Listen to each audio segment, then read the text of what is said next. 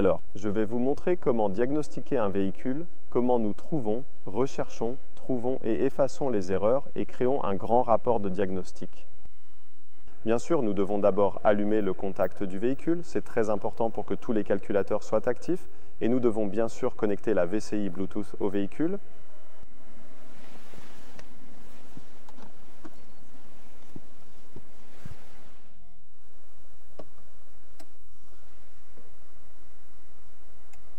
Une fois le contact allumé et la VCI Bluetooth connectée au véhicule, nous appuyons sur le diagnostic local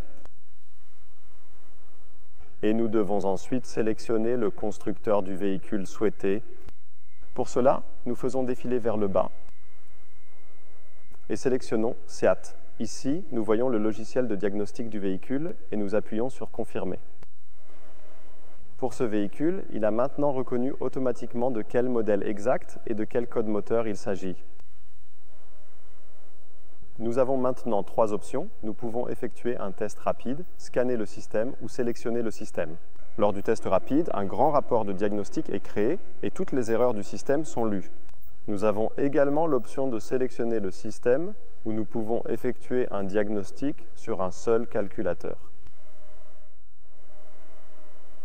Nous allons maintenant lire toutes les erreurs et créer un rapport de diagnostic. Et pour cela, nous devons appuyer sur Test rapide. Nous trouvons maintenant en bas à gauche le numéro de châssis et la communication avec le véhicule est établie. Maintenant, le scan ou la lecture de tous les calculateurs est en cours. Les verts sont sans erreur, les rouges avec erreur et détectés par inadvertance. Nous voyons également derrière le trait combien de codes d'erreur sont présents dans le calculateur.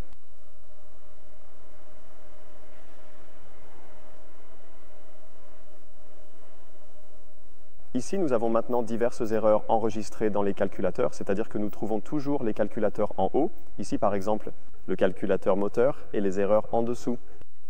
Nous voyons également si les erreurs sont actives ou passives, c'est-à-dire statiques ou sporadiques. Une erreur sporadique est apparue seulement brièvement et on ne peut pas forcément l'ignorer, mais cette erreur est d'abord négligeable. Nous avons également des erreurs actives. Ce sont des erreurs qui sont actuellement présentes. La raison pour laquelle le véhicule est ici, ce sont les erreurs dans le calculateur moteur. C'est-à-dire que l'erreur Start-Stop est activée et le contrôle moteur s'allume sur le véhicule. Et nous voyons déjà qu'il y a une erreur avec le capteur de pression de carburant dans le circuit basse pression, c'est-à-dire une interruption. Ici, nous allons précisément dans ce calculateur, c'est-à-dire dans le calculateur moteur, et là, nous voyons toutes les informations complètes du calculateur, c'est-à-dire que le numéro de châssis y est inscrit, quelle version matérielle possède le calculateur, aussi le code moteur, etc.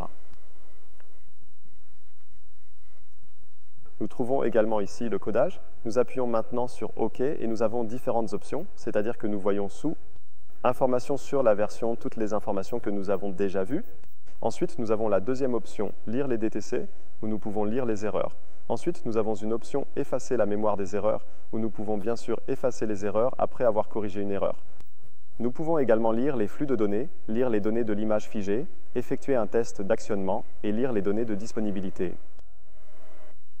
Alors maintenant, nous revenons en arrière et allons enregistrer ce rapport de diagnostic complet. C'est-à-dire que nous allons enregistrer toutes les erreurs qui ont été lues et tous les calculateurs.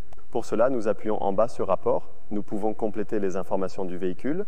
Le numéro de châssis et le kilométrage ont déjà été pris en compte. Nous appuyons sur Confirmer.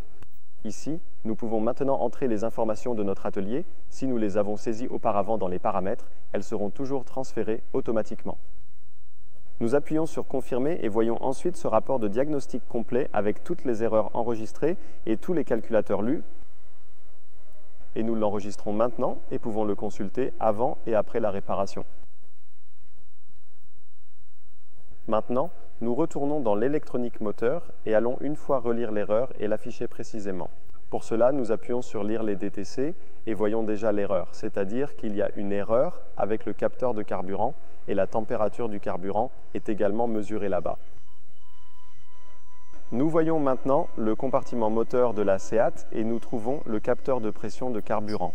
Le capteur de carburant était effectivement défectueux. Nous l'avons maintenant remplacé et si nous allons maintenant ici lire les DTC, c'est-à-dire accéder à la lecture des codes défauts, nous voyons déjà que celui-ci est maintenant marqué comme erreur passive sporadique, ce qui signifie que cette erreur n'est plus permanente, donc active. Il est également passé d'actif à sporadique et ainsi nous pouvons donc le supprimer.